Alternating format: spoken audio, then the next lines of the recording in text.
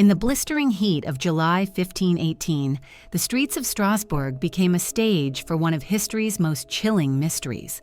It began with a single woman, Frau Troffea, stepping into the open square and dancing, not with joy, not to music, but with an unstoppable, feverish compulsion. Neighbors watched in confusion as she twirled and stomped, her body refusing to rest. Within days, dozens joined her. By week's end, the cobblestones echoed with the sound of hundreds of feet pounding the earth in a terrifying, involuntary rhythm. This was no celebration. It was an epidemic. Men, women, and even children danced until their bodies collapsed, some foaming at the mouth, others trembling with exhaustion. Witnesses claimed people died mid-step, their hearts bursting under the strain, yet the dancing did not stop. City authorities, desperate to control the chaos, even built stages and hired musicians, believing music might cure the afflicted. Instead, it only fueled the madness. Was it mass hysteria, ergot poisoning from moldy bread, or something more sinister? A psychological plague infecting the mind? The dancing plague of 1518 remains one of history's strangest medical enigmas, blurring the line between disease, belief, and collective madness. Today, we step back into that cursed summer to uncover why hundreds of people danced themselves to death, and why science still struggles to explain it. The summer of 1518 settled heavily upon Strasbourg. The sun scorched the cobblestones, drawing steam from the narrow streets, and the city groaned under the weight of hunger, disease, and superstition. This was no era of comfort. It was a time when a fever could kill overnight, and a failed harvest could push families to the edge of despair. In this tense atmosphere, a single act would ignite a mystery that still puzzles science and history today. Her name was Frau Troffea, an ordinary woman whose footsteps became the spark for an extraordinary calamity. One morning in July, she stepped into the street. There was no music, no festival, no reason to dance. Yet she began to move, her arms swinging and her feet stamping against the ground. At first, neighbors chuckled, thinking she was mocking someone or perhaps releasing stress. But the laughter faded when the minutes stretched into hours. Frau Troffea did not stop. Her movements grew wild, her face twisted with strain, and sweat poured from her body. By nightfall, she collapsed in exhaustion, only to rise again and continue. Witnesses whispered in fear. Some believed she had been cursed. Others feared she was possessed. By the second day, crowds gathered to watch. She spun, trembled, and stumbled, but her body refused to obey her mind. Mothers shielded their children's eyes, while elders crossed themselves and muttered prayers. The human form, usually a symbol of grace or dignity, had become a vessel of terror. On the third day, something even stranger occurred. Another villager joined her, then another. Within a week, nearly 30 people were dancing uncontrollably. The streets echoed not with music, but with the desperate pounding of feet against stone. Merchants closed their shops, unable to draw customers away from the bizarre spectacle. Priests debated whether the town was under divine punishment. Physicians argued over hot blood rising in the body, but none could explain the growing crowd of dancers, each moving without pause, each seemingly trapped in their own body. Strasbourg was no stranger to hardship, but this was different. Plagues of hunger or fever could be understood, even if feared. This epidemic was a performance of agony, an illness that forced its victims to dance until their bodies gave out. It was madness played out in public view. By the end of July, the number of dancers had swelled to more than 100. Men, women, even children were seen twirling with glassy eyes, collapsing in spasms, then dragging themselves upright to continue. Their cries mixed with gasps of spectators. No one could look away. The authorities of Strasbourg, already strained by famine and disease, faced a dilemma unlike anything they had encountered before.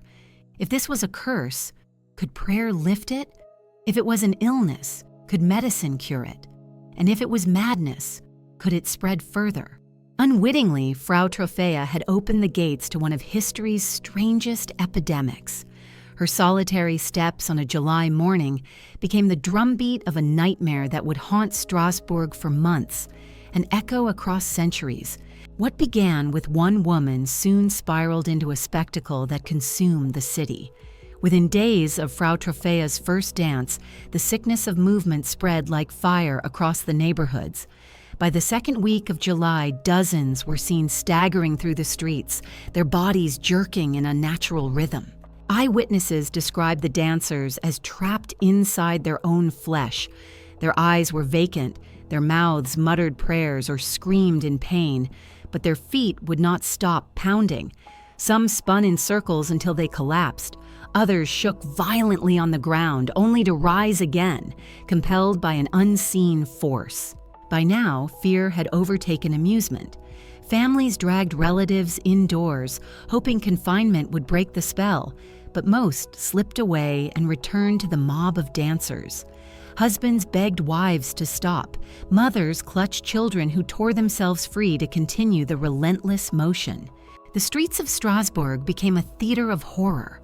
From dawn to dusk, bodies moved in chaotic unison.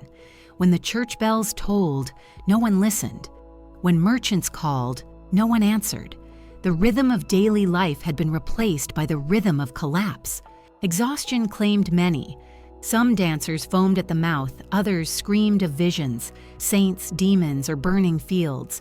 There were whispers of people dying mid-step, their hearts bursting from the strain. Yet the contagion did not weaken. More citizens joined each day, as if the sight of dancing itself lured others into the madness.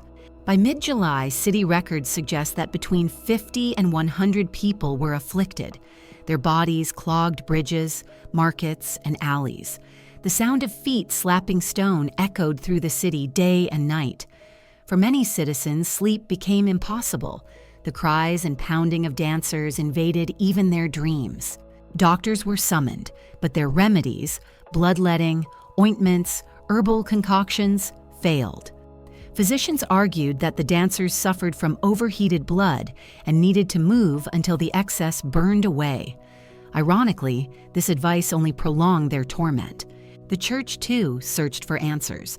Priests preached that divine wrath had fallen upon Strasbourg, punishing sins with forced motion.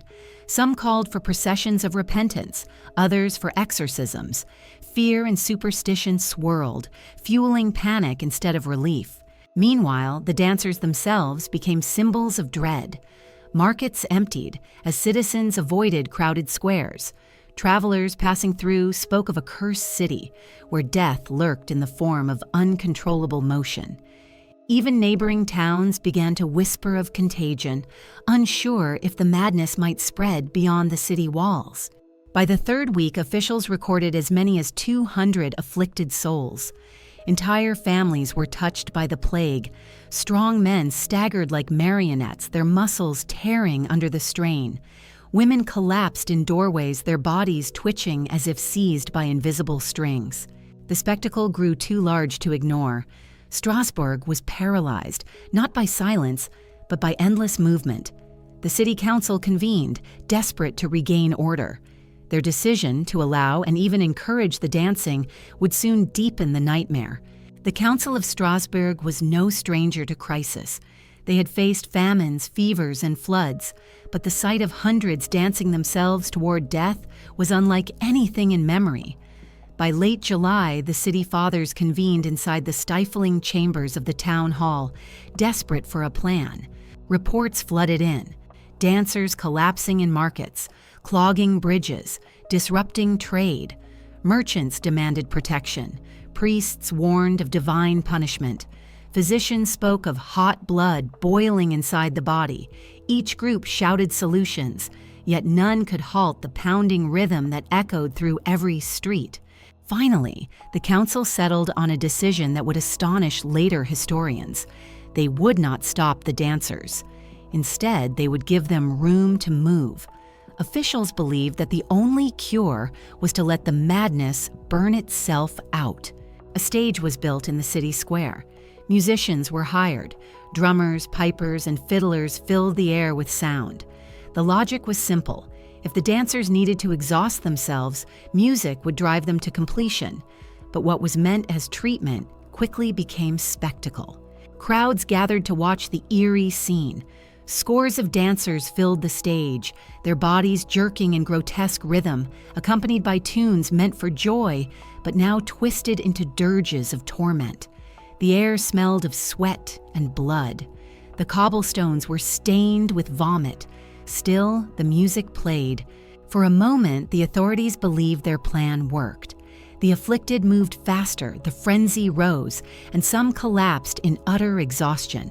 But instead of shrinking, the crowd of dancers grew larger. The music, rather than soothing, seemed to infect even more citizens. Word spread beyond Strasbourg. Travelers from neighboring villages came to witness the bizarre cure. Some joined in, overcome by the same compulsion. Others carried stories home, fueling rumors of a cursed city where death wore dancing shoes. The council grew anxious. Their solution was backfiring. By early August, as many as 400 people were reported to be dancing uncontrollably. The square became a pit of suffering, the musicians powerless to stop what they had unleashed. Religious leaders stepped forward once again. Some claimed that Saint Vitus, patron of dancers and epileptics, had cursed the city. Others demanded pilgrimages to shrines. The council, weary of bloodletting doctors and failing music, finally agreed to a religious solution. The dancers would be led to a holy site, where prayers and rituals might break the spell. This decision marked a turning point. What had begun as medical theory turned into ritual exorcism. The city, unable to control bodies with reason, now sought to heal souls with faith. But before the pilgrims set out, Strasbourg endured weeks of chaos. Streets were filled with twitching, broken bodies. Children cried for parents who no longer recognized them. Work halted. The city itself seemed to tremble under the endless stamping of feet. By the end of August, the authorities realized the scale of their mistake.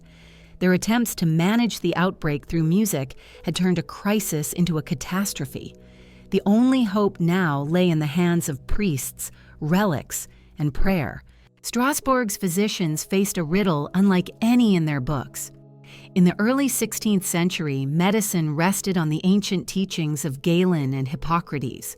Disease, they believed, arose from imbalances of the four humors: blood, phlegm, yellow bile, and black bile.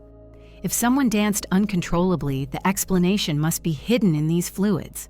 Doctors quickly concluded that the dancers suffered from overheated blood. The cure, they insisted, was movement. Let the victims dance, sweat, and strain until the excess heat was burned away. To interfere would be dangerous.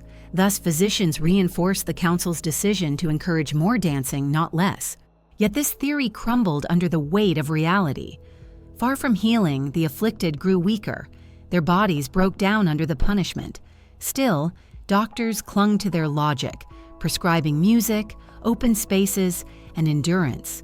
In their eyes, suffering was proof that the treatment was working. Not all agreed. Some healers whispered of curses and spirits. They argued that no natural imbalance could force hundreds to move against their will. Priests leaned toward this view, declaring that the plague was divine punishment for sin. According to sermons, Strasbourg had angered heaven, and St. Vitus had cursed the city with unending motion. St. Vitus was known as the patron of dancers, epileptics, and those afflicted with nervous disorders. His name was invoked across Europe when strange convulsions struck. The Strasbourg outbreak seemed to confirm his power. The faithful began to speak of St. Vitus's dance, a curse that only pilgrimage and prayer could break. Meanwhile, local folk healers offered their own interpretations. Some spoke of demonic possession, with spirits driving victims to dance until their souls snapped free. Others warned that witches had hexed the city, unleashing chaos in revenge for persecutions. In an age where superstition stood alongside medicine, these explanations carried weight. The debate between science and faith grew heated. Physicians defended their humoral model. Priests thundered about wrath and sin. Folk healers muttered about curses and charms. Each group sought to explain the unexplainable, while the dancers themselves continued their torment in the streets. For the families of the afflicted, the theories offered little comfort. To be told that your loved one must dance until collapse, or that they were cursed by a saint or possessed by demons, did not ease the terror of watching them waste away. Instead, these explanations deepened the dread. As the weeks passed, the competing theories failed to produce results. The afflicted did not recover, the numbers did not shrink, and the city spiraled further into despair. Still, Strasbourg's leaders clung to these ideas, for they had no others. The medical knowledge of the time was simply too limited. It would be centuries before science began to approach the mystery with fresh eyes. But in 1518, all the city had was humors, saints, and superstition, and none of them were enough to stop the dance of death. Behind the numbers and theories lay the brutal reality of human bodies, pushed to their breaking point. The dancers of Strasbourg were not celebrating, nor were they joyful. Their movements were frantic, mechanical, and filled with agony. Each step carved deeper into muscle, each hour stripped away their strength. Eyewitnesses described faces twisted in pain, eyes rolling back, and lips murmuring desperate prayers. Some wept as they danced, others screamed at the heavens to release them. But their legs did not obey. It was as though invisible strings yanked them forward, driving them beyond all endurance. Feet blistered and bled until the cobblestones glistened red. Bones cracked under the strain of constant pounding. Hearts raced wildly, then faltered. A few dancers collapsed and never rose again, their bodies stilled only by death. Families watched helplessly. Husbands clutched wives who slipped from their grasp to rejoin the throng. Children begged for mothers to stop, but their cries went unanswered. Fathers dropped to their knees, unable to wrestle sons from the invisible grip of the plague. Hunger gnawed at the dancers. Few ate, fewer drank. Their bodies wasted away even as they continued to move. Exhaustion blurred their minds. Some claimed to see visions, angels, demons, fiery landscapes. Others spoke of hearing phantom music that pulled them forward, even when no instruments played. The city's atmosphere turned nightmarish. The pounding of feet echoed through alleys at all hours. By torchlight, citizens glimpsed figures stumbling in grotesque rhythm, shadows jerking against the walls. To walk the streets at night was to witness a city possessed. Some dancers were carried into homes, strapped to beds, or chained to posts in a desperate attempt to stop the motion. Yet many broke free, tearing wounds into their wrists and ankles just to continue. The compulsion was stronger than pain, stronger than reason. By August, deaths mounted. Records suggest dozens perished, though many more may have gone unrecorded, buried quietly by grieving families. Each corpse bore signs of torment, swollen joints, torn muscles, and hearts ruptured from strain. And still, new dancers joined. Witnessing the frenzy seemed to awaken something in others, as though terror itself was contagious. Some collapsed after hours, others endured for days. A few danced until their bodies simply gave out, breath rattling away as their feet slowed to stillness. The suffering carved itself into the memory of Strasbourg. For those who survived, the trauma lingered. They carried scars, both visible and invisible. The image of neighbors collapsing mid-step haunted the city long after the plague ended. For centuries, the story would be retold in whispers, how a city became a stage for death, how joyless dancing tore families apart, and how hundreds suffered under a compulsion no one could explain. Centuries later, historians and scientists would return to Strasbourg's nightmare, searching for answers. Theories multiplied, each attempting to explain why hundreds of people danced themselves to exhaustion. None are perfect, but together they reveal how fragile the human body and mind can be. One of the earliest modern theories pointed to ergot poisoning. Ergot is a toxic fungus that grows on damp rye and wheat. Consumed unknowingly, it can trigger convulsions, hallucinations, and spasms. Victims may feel as if their limbs are burning or moving on their own. To some scholars, this matched the spectacle of Strasbourg in 1518. Yet ergot has its flaws as an explanation. Poisoning tends to affect individuals differently, often leading to violent convulsions rather than synchronized rhythmic motion. Hallucinations could account for the visions reported by some dancers, but it does not explain why so many joined together in one unified outbreak. A second theory focused on mass psychogenic illness, what we might call mass hysteria. Under the crushing weight of famine, disease, and religious anxiety, the people of Strasbourg may have entered a collective psychological breakdown. Fear and stress can manifest physically. One person's symptoms, once seen by others, can ripple through a community until dozens or even hundreds share the same compulsion. This theory aligns with the emotional climate of 1518. The city was reeling from crop failures, high taxes, and outbreaks of plague. Despair was everywhere. If people believed themselves cursed by Saint Vitus, their bodies may have responded with unconscious obedience, dancing until collapse. Still, skeptics argue that hysteria alone cannot explain the intensity. These were not small tremors or mild fainting spells. They were days of relentless movement, sometimes ending in death. Could belief alone drive bodies past the brink of survival? A third possibility points to neurological disorders. Some modern doctors have compared the dancers' movements to epileptic seizures or Huntington's disease, conditions that cause involuntary jerks and twitches.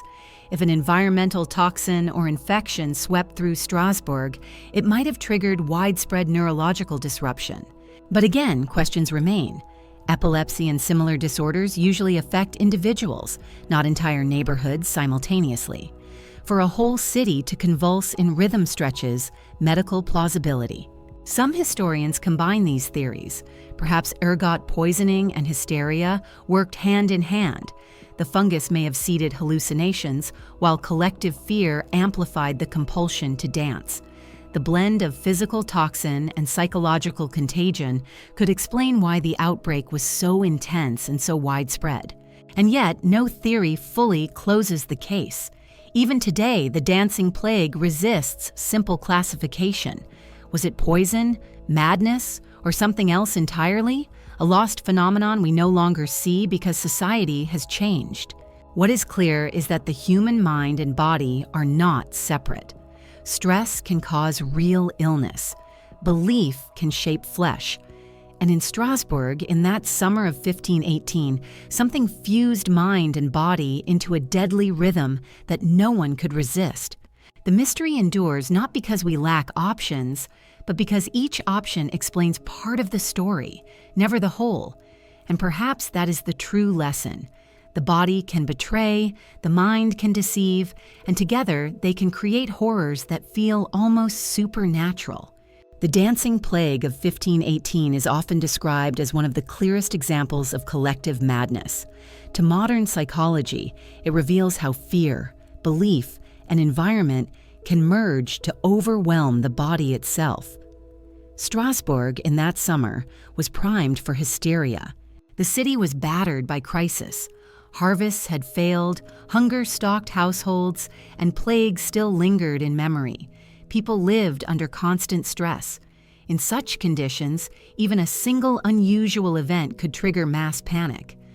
Frau Troffea's strange dance may have been the spark that lit the tinderbox. Psychologists today understand that symptoms can spread through observation. When one person collapses from stress, others who witness it may unconsciously mimic the behavior. This is not deliberate imitation, but a deep, bodily response to fear and expectation. In Strasbourg, seeing neighbors dance uncontrollably may have convinced others that they too were cursed. Religious belief added another layer. The fear of Saint Vitus's wrath was widespread. People believed that failing to honor him could result in uncontrollable dancing fits. When the outbreak began, many may have interpreted their own anxiety as the saint's curse, and their bodies responded with the very movements they feared. History offers parallels. In medieval convents, outbreaks of possession spread among nuns who convulsed, screamed, or meowed together. In 1962, a laughing epidemic swept through a Tanzanian school where hundreds of children laughed uncontrollably for weeks. These events reveal the strange power of the mind to produce symptoms collectively. Strasbourg's case, however, was more deadly. Most instances of mass hysteria fade quickly, but here, the dancing endured for weeks, claiming lives. Why? Some suggest the scale of suffering in the city deepened the trance. Hunger, disease, and spiritual dread magnified the outbreak, trapping the afflicted in a cycle they could not escape. The idea of collective effervescence, a term coined centuries later, helps explain the frenzy. Human beings are wired for shared emotion. In times of crisis, groups often sync together, chanting, marching, or weeping in unison. In Strasbourg, this natural human tendency may have been hijacked, producing synchronized suffering. For the dancers, the experience may have felt both terrifying and irresistible. Some accounts describe them begging for relief, while others seemed caught in a state beyond reason. Their minds, flooded with belief and fear, no longer held command over their bodies. The psychology of the crowd cannot be ignored. Once hundreds filled the square, the sight itself reinforced the madness. To witness so many in motion created the impression of inevitability. If it happened to them, it could happen to anyone. Anxiety tipped into conviction, and conviction reshaped the body. Even centuries later, psychologists debate the limits of mass hysteria. Can belief truly kill? Strasbourg suggests the answer is yes. The mind, when crushed by fear and expectation, can drive the body into collapse. The dancers were not faking. Their suffering was real, even if the cause was invisible. This is why the dancing plague still resonates today. It reminds us that the boundary between mind and body is thinner than we imagine, and that collective emotion can unleash forces powerful enough to reshape entire communities. By late August, Strasbourg was exhausted. The city had endured weeks of relentless motion, of bodies collapsing in the streets, of families torn apart by the plague of dance.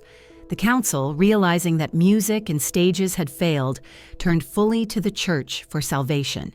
Priests declared that the dancers must be taken to a holy site dedicated to Saint Vitus. Only there, through pilgrimage and ritual, could the curse be lifted. Reluctantly, the authorities agreed, organizing a procession that would carry the afflicted out of the city. The journey was grim.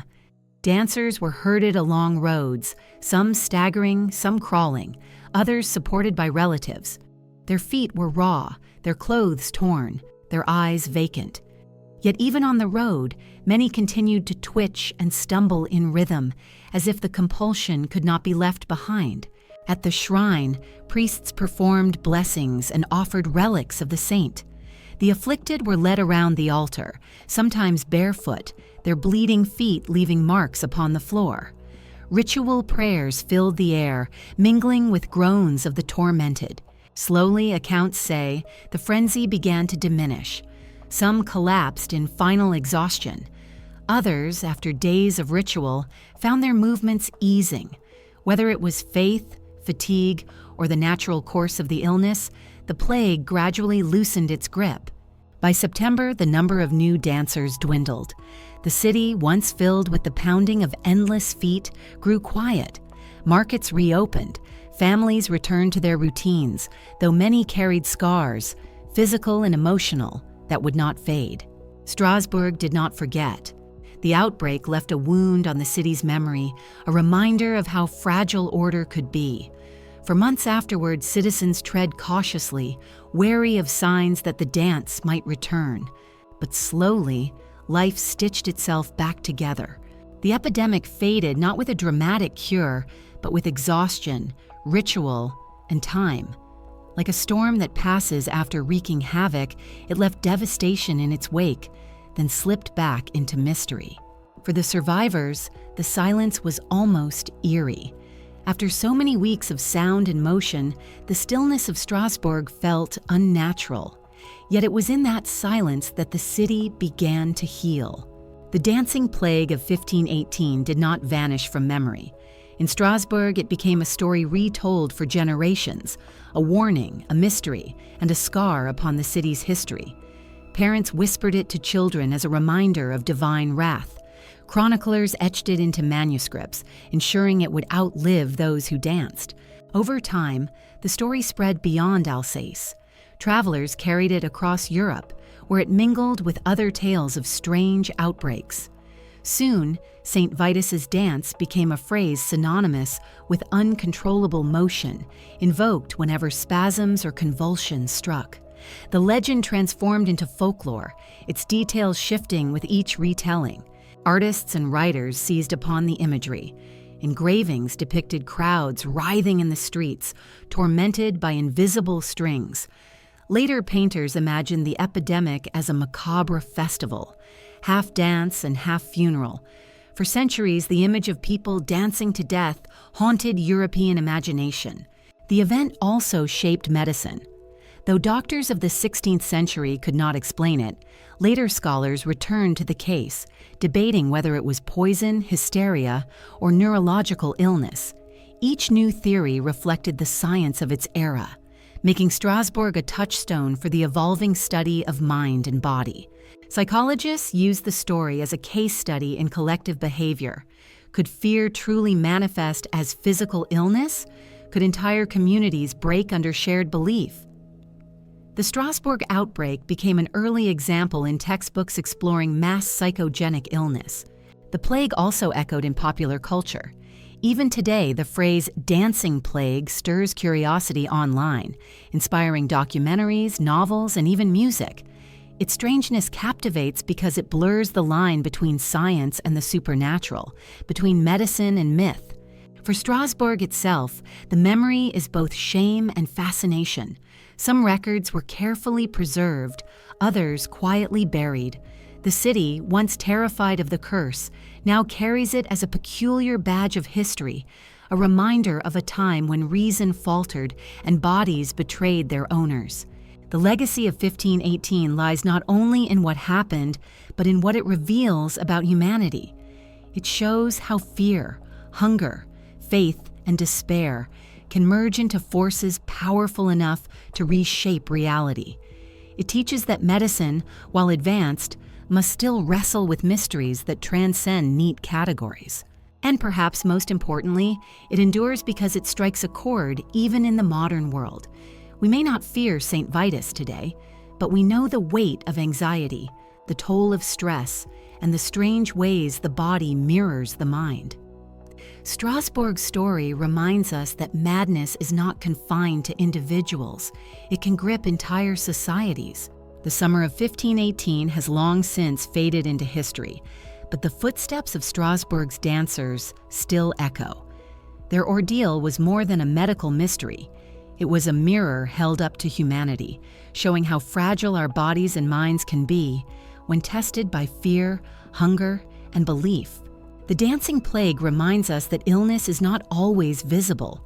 The boundary between the physical and the psychological is porous, and under strain, one can bleed into the other.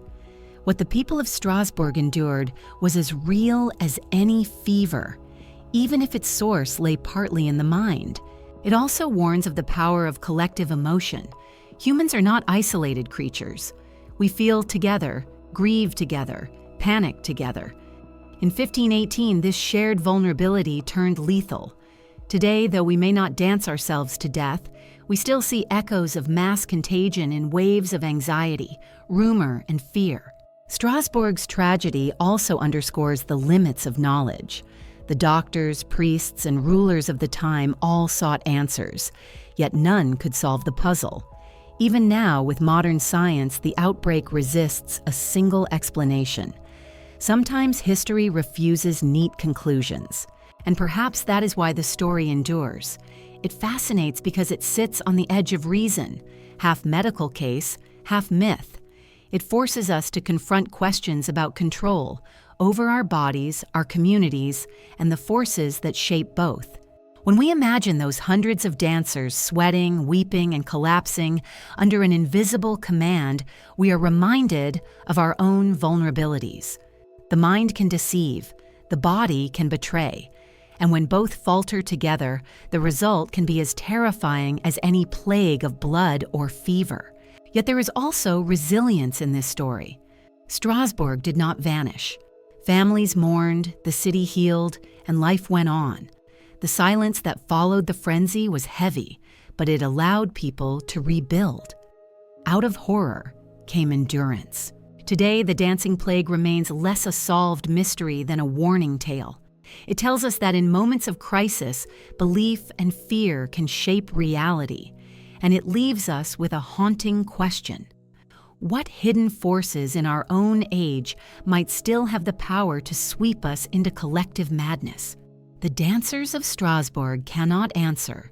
Their voices were silenced centuries ago, but their story still moves, still unsettles, still dances, quietly through time.